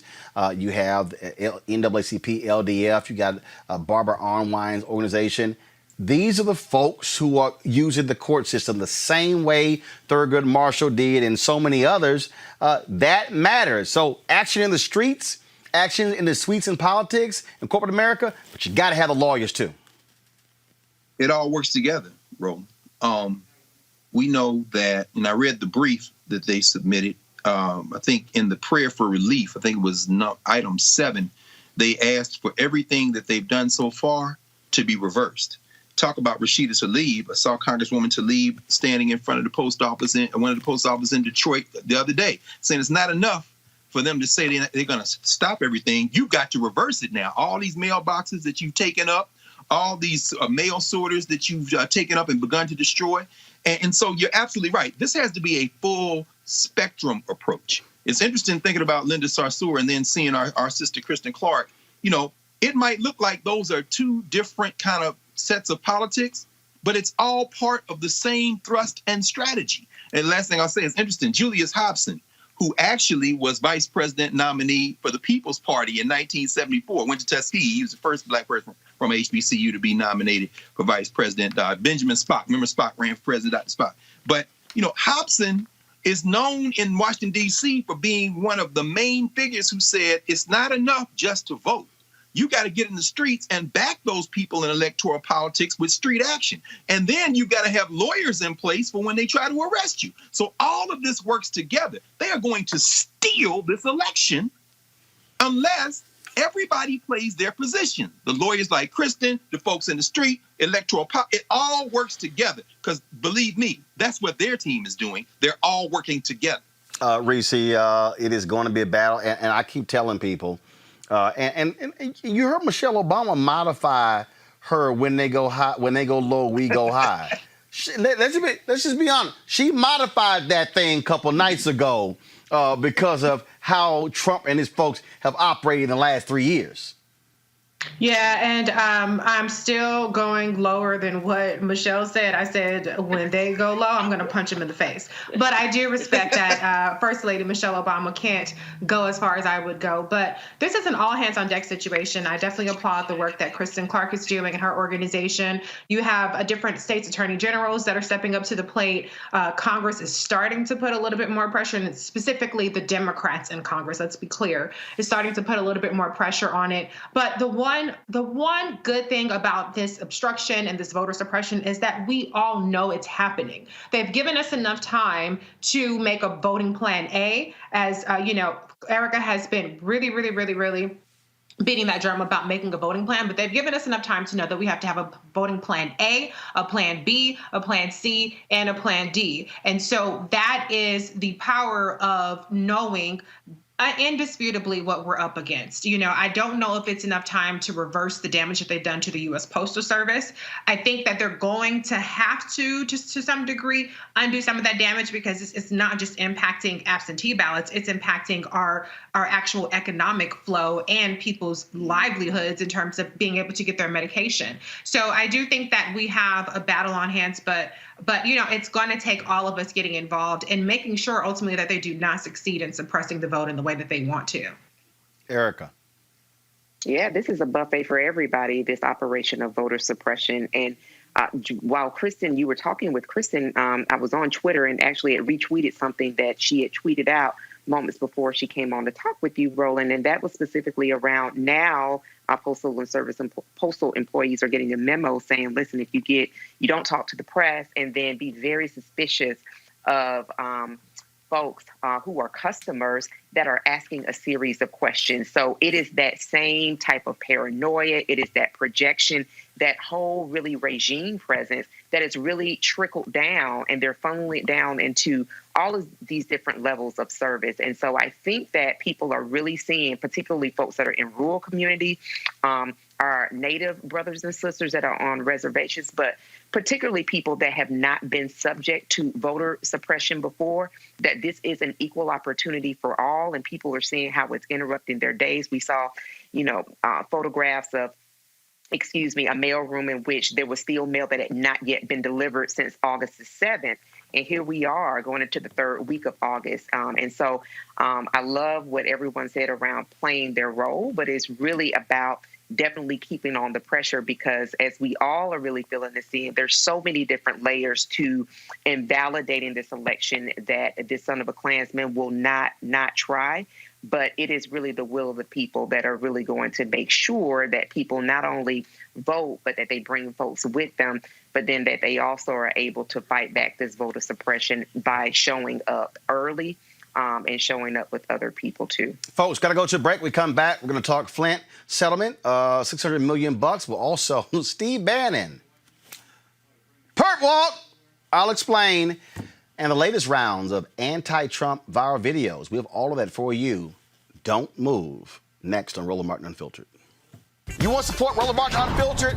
Be sure to join our Bring the Funk fan club. Every dollar that you give to us supports our daily digital show. There's only one daily digital show out here that keeps it black and keep it real as Roland Martin Unfiltered. Support the Roland Martin Unfiltered daily digital show by going to RolandMartinUnfiltered.com. Our goal is to get 20,000 of our fans contributing $50 each for the whole year. You can make this possible. RolandMartinUnfiltered.com.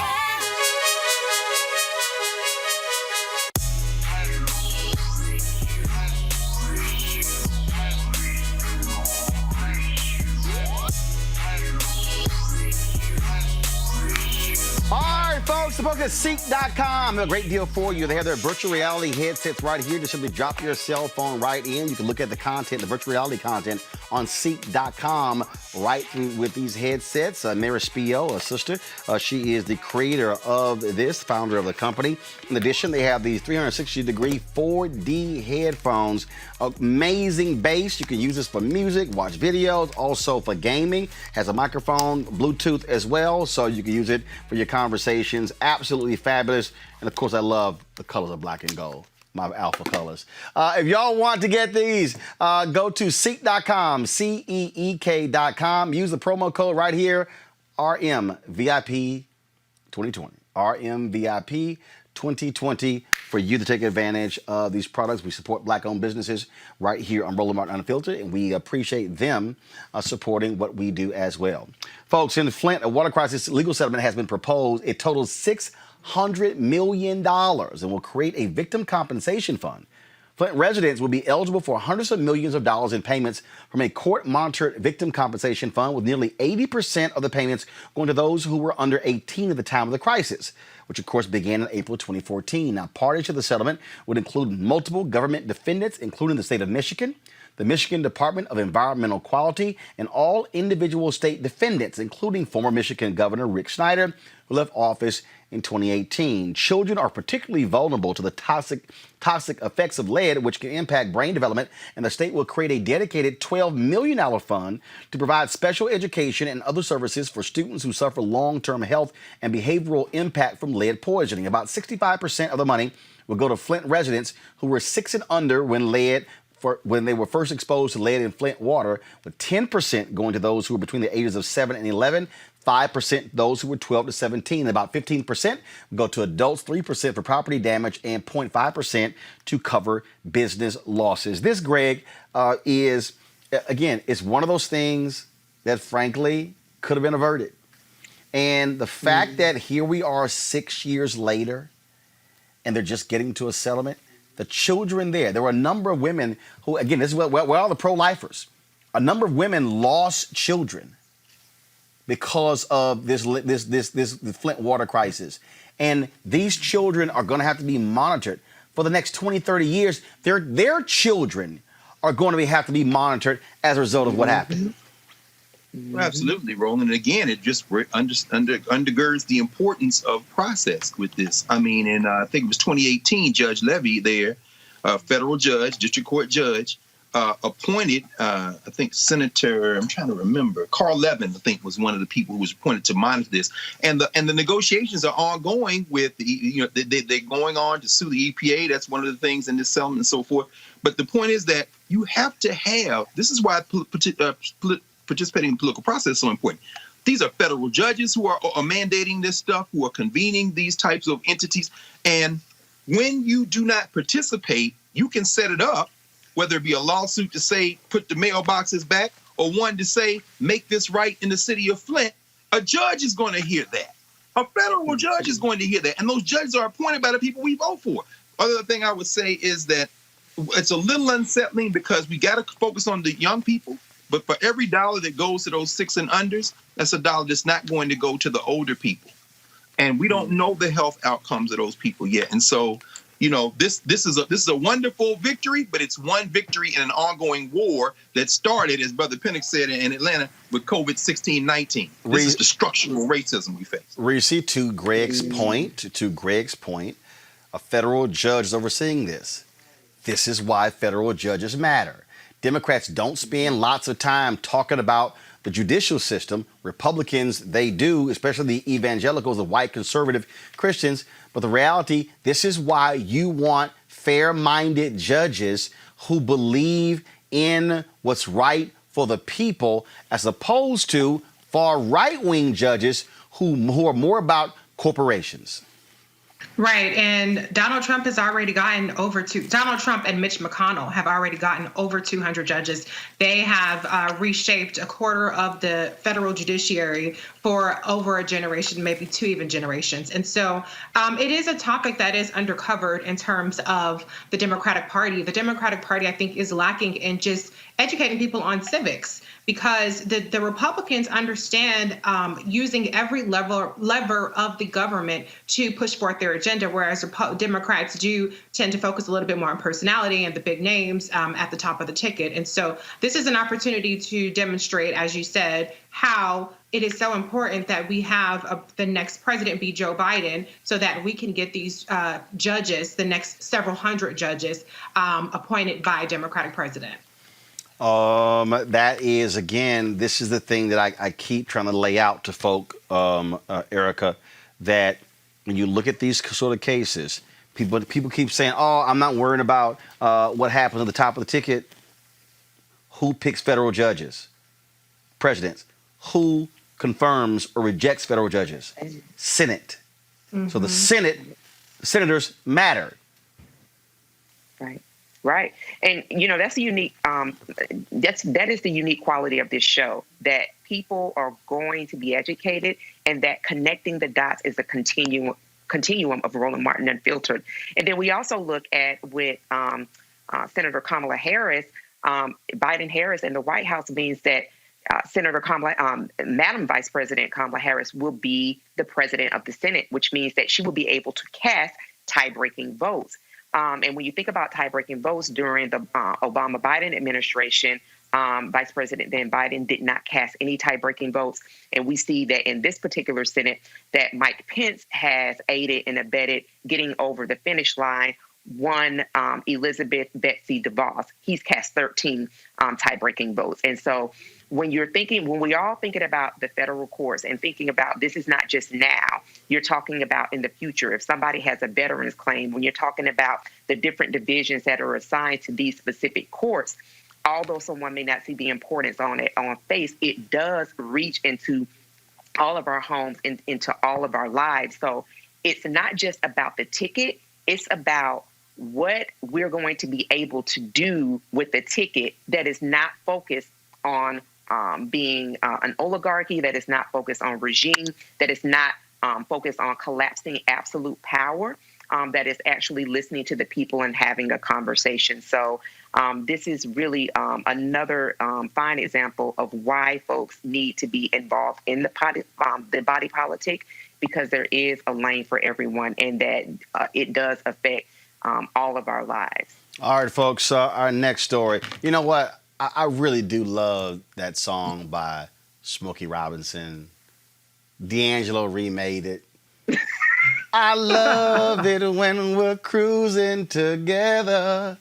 Steve Bannon was just cruising down the ocean, and he was just having the time of his life, y'all, this morning on a $28 million yacht. Then all of a sudden, some folk with the Postal Service just rolled up and said, let me holler at you. Y'all, Steve Bannon, former campaign leader for Donald Trump, top advisor in the White House. This is what he looked like a few hours ago when he was in court. Oh, got a mask on. Steve Bannon was arrested. Wow. This is a artistic rendering. No cameras are allowed in federal courts. This is an artistic rendering from Reuters. He was arrested on fraud charges in the border wall fundraising scam. Steve Bannon and 3 others defrauded donors by raising more than $25 million to build a wall along the southern border of the United States. According to the indictment, Bannon promised that all of the money would be used for the project. Oh, that was a lie. Instead, hundreds of thousands of dollars were used for personal gain. Do y'all know who I haven't heard from today? I ain't heard from Steve Bannon's good buddy, Raynard Jackson. Oh. So remember Raynard was talking all that trash? Well, Raynard went on Steve Bannon's radio show. So Steve Bannon is the latest Trumper, Reese, to be indicted. And Trump was asked about this today. Oh, he was sad to hear it. But somebody said, but hold up, but you picked all these people. Right. Isn't it amazing? Then he tried to say, oh, Obama was corrupt. No, please just refresh my memory. I don't recall Obama people doing perp walks. No. And this is actually the second Trump campaign co-chair or manager to get arrested. Paul Manafort has already been convicted of crimes that he committed. And so the Trump orbit is nothing more than a criminal enterprise. I think by the time, in the next couple of years, we're going to see some RICO charges on all these people, and they're all going to go down. The way that you get the white folks is you got to get them with the financial crimes, okay? They get the black folks with the stop and frisk and all the other stuff, but you got to get the white folks with the financial crimes. And so it's much harder to weasel out of these things because they have all the documentation. And so, these are the chickens coming home to roost, and even Bill Barr cannot come to Steve Bannon's rescue. And the good thing is that this likely will not be dispositioned in a way that Donald Trump can pardon him or commute his sentence like he did with Roger Stone, and he will be going to jail behind this. So here, the folks at the Midas Touch, they don't wait long. They already dropped they Steve Bannon ad. And I'm obliged to play it. Papadopoulos was convicted of lying to the FBI about his contacts with Russians. He was the coffee boy. Don't remember much about it. Former Trump campaign advisor Rick Gates pleaded guilty. Paul Manafort convicted on 8 criminal counts. George Nader just arrested today on child pornography charges. Associates of the president's personal lawyer, Rudy Giuliani. Parnas and Igor Fruman. I don't even know who they are. Felix Sater. He is in the news because of his efforts to build a hotel in Moscow with Donald Trump. If he were sitting in the room right now, I really wouldn't know what he looked like. President Trump's longtime personal lawyer, Michael Flint, admitting he lied to the FBI. Roger Stone has now been found guilty on 7 counts. Breaking news of Trump's ex-political advisor, Steve Bannon, being arrested in connection with a crowdfunding scheme called Rebuild the Wall.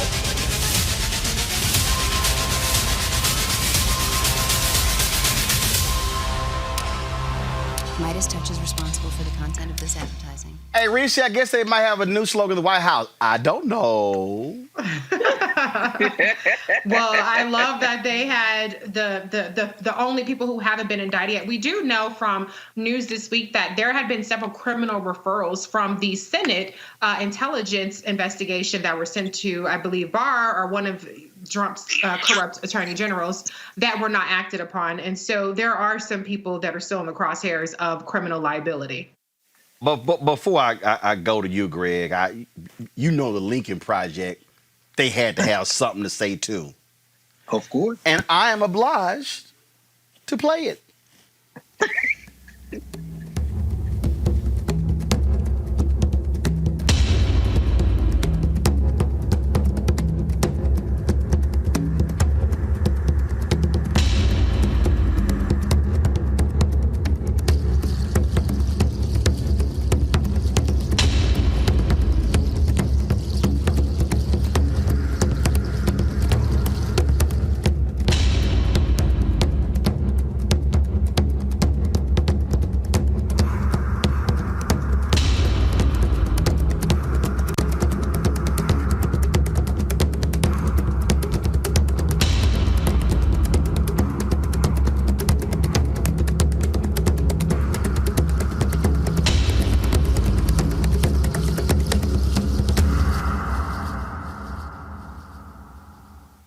I guess if Trump wants some inside knowledge of the federal prison system, he can ask all of his former workers. Well, I suspect, Roland, he had some inside knowledge even of this, because remember, this is the Southern District of New York. That's where Audrey Strauss is her first big case that she's announced since Toady Barr replaced Jeffrey Berman up there. I think Trump probably knew about this.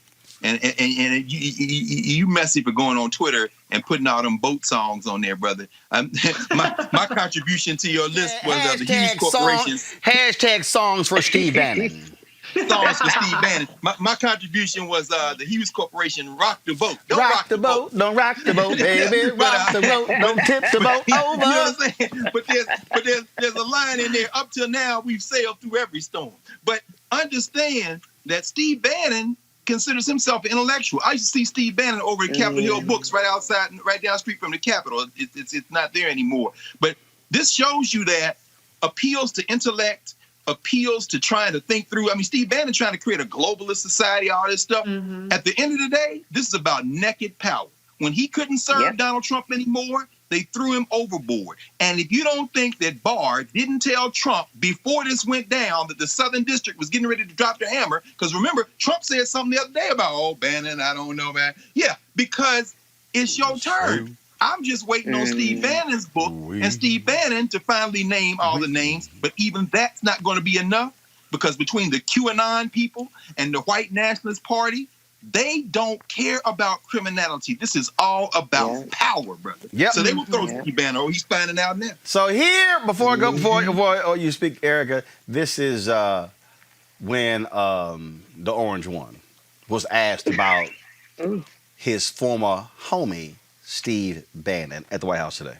Mr. President, it's Roger Stone, it's Michael Flynn, it's Rick Gates, Paul Manafort, Michael Cohen. What's it say about your judgment that these are the kind of people? Well, I have no idea. And the culture of lawlessness around. Well, no, there was great lawlessness in the Obama administration. They spied on our campaign illegally. And if you look at all of the things and all of the scandals they had tremendous lawlessness. But I know nothing about. I was not involved in the project. I have no idea who was. But I can tell you, I didn't know the people. The three people that were talked about were people that I did not know. I don't believe I ever met them. I don't think that should be a privately financed wall. I don't think it's too complex. It's too big. And we're now up to 300 miles, almost in another week and a half, we'll be up to 300 miles of wall at the highest level. They were even having construction problems. I was reading, the little I know about it, I got from you. I was reading where they were having construction problems with the wall that they had a small area just to show people that they could build a wall, and they were having a lot of problems where it was toppling over and other things. And I didn't like it because I didn't want to be associated with that. We built a very powerful wall. It was a wall that is virtually impossible to get through. It's very, very tough. It's very strong, and it's everything the Border Patrol wants. Reese, his ass line. Excuse me, Eric, his ass line. Yeah, he's the father of lies and the son of a Klansman, right? When you think about Steve Bannon, I immediately think about, and I always go back to this moment in CPAC in February 2017, where he sat on stage and said very boldly, and it was printed across many, many publications, and people talked about it, well, except for Black people, very casually, that the plan for this particular regime was to deconstruct the administrative state.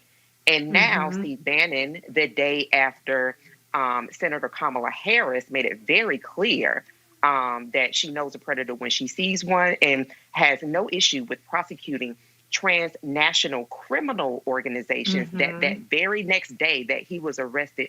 I think that's just very poetic in and of itself. And so when we kind of look at, the grifting nature, right, this emoluments president, and that things that come out of his loin pretty much do the same thing. Now, interestingly enough, from what I understand, the yacht that he was on was of a Chinese billionaire. So when you think about all of the money that a Chinese billionaire reportedly tied to Chinese Secret Service. But go ahead, I'm sorry. But see, this is why you have to be tuned in to Roland Martin Unfiltered. And why all of this matters, everyone, is because while this regime, and I'm going to use the term that I love when Dr. Carr talks about toadies, William Barr, and all of those different sycophants and people that fall up under that regime, real dear leader squadron, is that when you think about what they've been doing is telling Americans, listen, $600 a month, that's too much, maybe $200. However, I'm going to be home for about 3 weeks or somewhere for 3 weeks. We'll pick it up later. These are the people that are saying that they want to make sure that corporations are taken care of. They want to make sure that they're taken care of, the NRA, all of these different kind of organizations, but starving Americans. And so I think that when people see this particular regime and all of the people that come out of this regime, it is real, to me, it makes it much, much easier to cast a vote for people who actually do believe in some level of the rule of law. But I do want to remind y'all that Donald Trump said, I never believed in this project. I did not support this project. But your grifting ass son did. Your namesake. His campaign rally? I am obliged to play this video.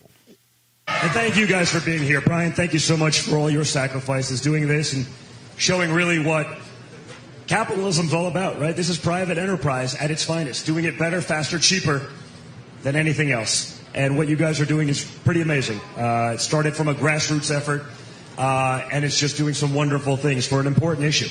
And thank you guys for being here. Brian, thank you so much for all your sacrifices doing this. So, the Brian he was referencing, that's one of the people who got indicted today. So when Donald Trump says, oh, I was never down with this, yeah, but Fredo was. I don't say that about Fredo. He's not dumb, he's smart. He's smart and he wants respect, brother. Fredo was. See, there is no Michael Corleone in that I kept family, trying to tell y'all, this is the thug in chief. This is the thug in chief. This is, they all are grifters. And you know who the stupidest people out there are? These stupid conservatives who just keep giving these fools money. Remember the other fools who had that Trump pact? And the fools thought they were giving money for Trump re-election, and all that they were doing was simply paying themselves. I keep trying to tell, look, you stupid if you give money to Candace Owens. You stupid if you give money to Brandon Tatum. You got to be a dumbass to give money to Jesse Lee Peterson, to Steve Bannon, to all of these. That's the game they play. The game they play. And these folk just sit here and say, y'all got to understand how the game works. That's why you got all these conservative radio stations. Because what these folks do is they sit there and they sip every day. They just feeding them that stuff. Obama was weak. Obama's a Muslim. Obama was a terrorist. All this sort of stuff. And they buying into it. So they come back and they just shell out their $5, $10, $20, $25. They raised $25 million for this wall. 25 million. You can go down the line. That's what you have here. And see, now y'all understand. Now y'all understand why Trump wanted Barr in. Hell, Barr, this thing was, let me tell y'all something. If this thing was close, Barr would have told him shut it down. Mm-hmm. Right. Even Barr probably like, damn, I can't even. Hey dog. No question. I can't even fix this one. He was like, I mean, damn, man, you know, Barr was like, look, Donald, damn, I mean, I done fixed the Roger Stone thing. All right, I fixed the Michael Flynn thing. But they got so much stuff on these fools, I can't even fix. Oh, but guess who also, y'all, was on the advisory committee? Eric Prince. Oh, Betsy DeVos's brother. I ain't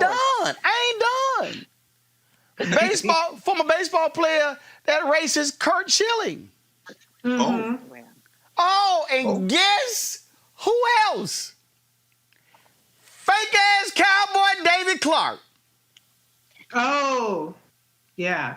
So they're not all finished. of them He were needs to on. check. Yeah, the U.S. Attorney's Office ain't done. And the post office police. I guess something does work at the post office, huh? Okay. All I'm saying, I'm just saying. So while all y'all sitting here acting a fool, you know, doing what y'all do, I just keep trying to explain to y'all. You know, okay, keep it up.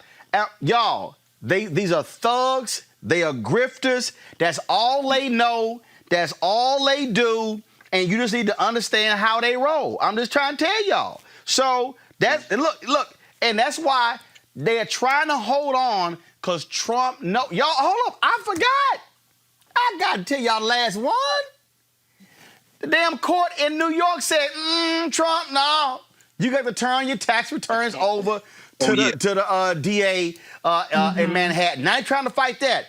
Y'all. But Roland, you know that problem with judges. Right, that's right. Right, but the deal though is because John Roberts set it up, so they're gonna have to appeal it back to him. That's why he won. He didn't win. They knew they was gonna do that. That's right. Hey, all I'm saying is this here. When you have thug after thug after thug, y'all, I told y'all it's 74 days left in this. I got my notice today, my absentee ballot, filled it out today, mail that sucker back. Y'all, if we do what we are supposed to do, I know there's a new poll saying they tied in Minnesota, but y'all, if we do what we are supposed to do, the day after election, I'm gonna be sitting here jamming to this. Crank it up.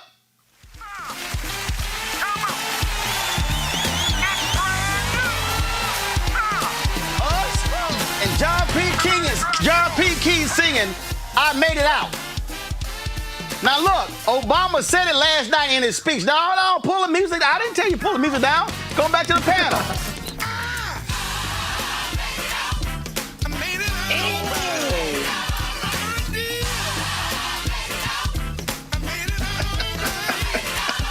The only way this gonna happen is if y'all get registered, is if y'all vote, is if you check your registration.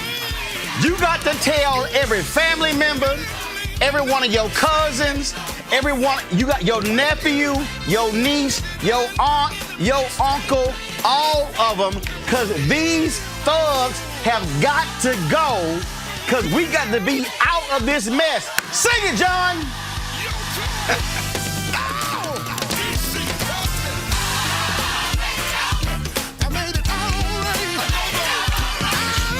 If y'all stay at home, that ain't gonna happen. Go ahead and close us out, Greg Carr. No, brother. My soul look back and wonder how I got over might be the one I'll be if we get past January. Reese, close us out. My make it out is a little bit farther than the U.S., but I will be here and say, if you don't vote, none of it matters. We are going to be in whatever the earthly version of hell is. Hold on, Reese. Greg finish. All right, go ahead. Reese, go ahead. Oh, I'm saying we naming it and we claiming it Biden-Harris victory 2020, but we got to vote Plan A, Plan B, Plan C, and Plan D. Go ahead. Erica, close it out. Come on, Eric. And get your voting outfit together. Yes, I said outfit. I'm bringing the whole South. Get your voting outfit together. Your PPE, your shoes, your shoe covers, your face shield, your mask, your little water, your hairnet, your gloves, your extra gloves, your hand sanitizer, your chaps if you have to wear them. Get your voting outfit together now. Look, I'm real clear. I am hyper-focused.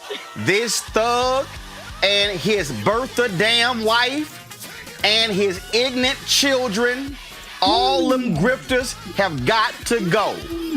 Come on, Roland. And anybody who want to sit here and play games, any of y'all want to say, hey, this ain't no big deal, we really have dealt with more. These folk don't believe in civil rights. They don't believe in police consent decrees. They don't believe in real criminal justice reform. They don't believe in actually helping black businesses. They don't believe in the Affordable Care Act and helping folks with health care. And even Republican states like Oklahoma and Missouri passed Medicaid expansion. All I'm saying is if y'all sitting here stuck on stupid, keep making up some bullshit in terms of what's going on. I'm trying to tell y'all right now, if they are in charge of the White House, in charge of the Senate, there's nothing that you say you care about that they are going to do. They ain't moved on fixing the Voting Rights Act. They have not moved on making sure our elections are secure. Mitch McConnell says, look, he's the grave digger. You name it, that's what he is. And so, this is not about Democrat, Republican. This ain't about even Trump, Biden. This is literally a decision that you're going to be voting on for your children's children. Don't play games with this. I'm telling y'all right now, these folks got to go. And I told y'all this means war. They asses got to go. And so if any more of these thugs get arrested, hell yeah, we gonna do the happy dance. And I can't wait for Trump to lose so they can go back and indict Roger Stone and throw his punk ass in prison with that particular racist. I'ma see y'all tomorrow. Tomorrow, Lisa Fisher is here.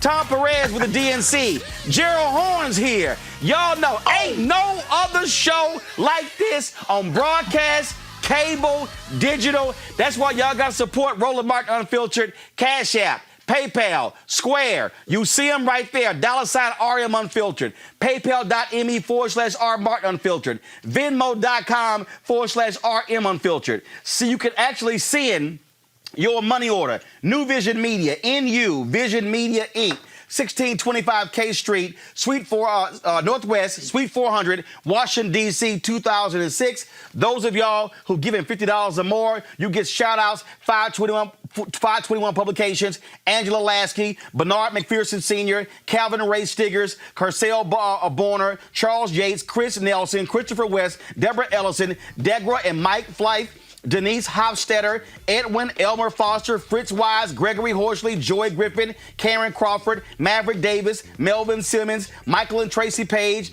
Mom Chambers, Paula Doze, Pearlie Crane, Ralph Miller, Ralph West II, Rebecca Gutierrez, Rodney Cutter, Cheryl Dugan, Shalindra Shakur, Sonia Gibson Holmes, Stacy Crowley, Star James, Stephanie Hathaway, Stephen Riggins, Stephen Stokes, Terry McClellan, Virgie Pritchett, Yvette Prayer. And look, I know we target African Americans, but I got white women. I got a dude from Spain who's white. I got folk from Canada and the UK watching our show. Even one of our white brothers sent me €1 from Amsterdam. Now, I can't even cash it, but I appreciate it. And so all y'all on YouTube, y'all can give as well. I'm trying to explain to y'all, there's no show like this. And if we got to have our own place, to have our own conversations, to speak to our issues, and the beauty of this here, we don't ask nobody else's permission who we book and what we talk about. So if y'all got a problem with me booking Linda Sarsour or booking Kristen Clark or booking Jason Wright or booking any of these people, well, go get your own damn show if you want to book your own guests. I'ma see y'all tomorrow. Holla!